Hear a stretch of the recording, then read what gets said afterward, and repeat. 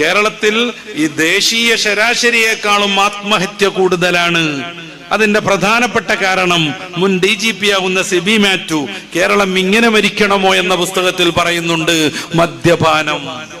കോട്ടയത്തെ DCP പുറത്തിറക്കിയ പുസ്തകമാണ്.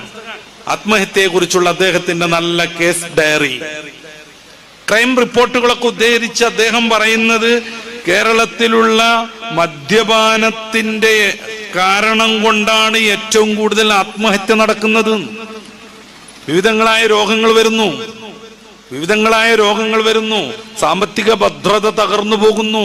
മനുഷ്യന് യാതൊരുവിധ നിലവാരവും ഇല്ലാതെയാകുന്നു. അവൻ സമൂഹത്തിൽ ഒറ്റപ്പെട്ട നികൃഷ്ട ജീവിയാകുന്നു.